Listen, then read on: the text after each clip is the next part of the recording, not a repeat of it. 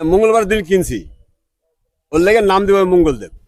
বাংলা ভাষায় একটি প্রবাদ বাক্য রয়েছে, শখের দাম লাখ টাকা।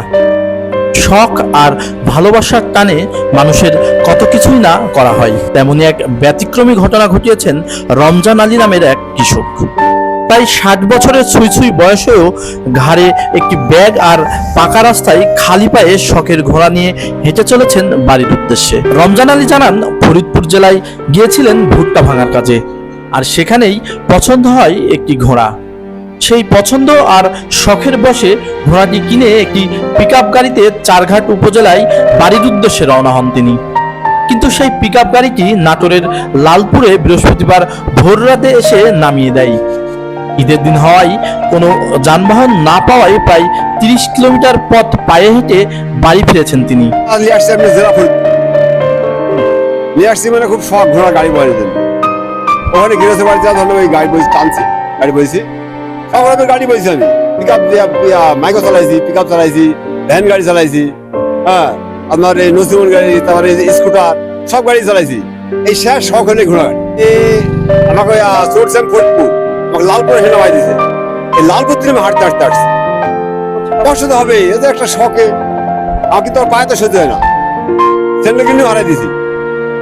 আমি যখন খাইছি কালকে সকালবেলা, এর মধ্যে আর কিছু খাইলেন। ঘটনাটি এলাকায় ব্যাপক আলোচনার জন্ম দিয়েছে। কৃষক রমজান আলী রাজশাহীর চারঘাট উপজেলার তালবাড়িয়া গ্রামের বাসিন্দা। দীর্ঘ 30 কিলোমিটার পথ পাড়ি দিতে গিয়ে কয়েকবার বিশ্রাম নেন তিনি। পথে বিভিন্ন বাজার ও সড়কে এমন দৃশ্য দেখতে উৎসুক মানুষ ভিড় করেন।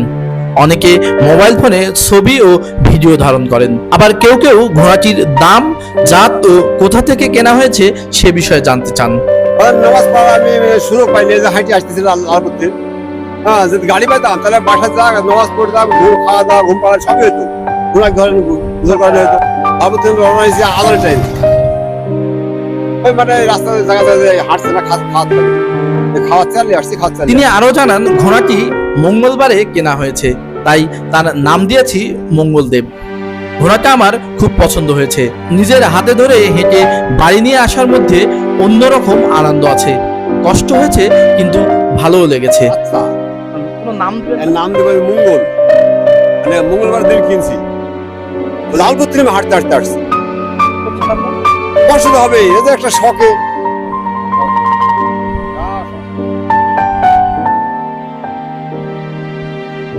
এদিকে বর্তমানে গ্রামাঞ্চলে ঘোড়া পালনের প্রচলন অনেকটাই কমে গেছে।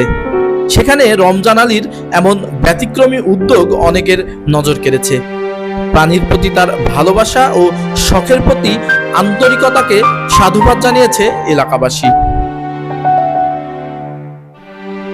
সুব্রত কুমার, বাঘা নিউজ 24, বাঘা, রাজশাহী।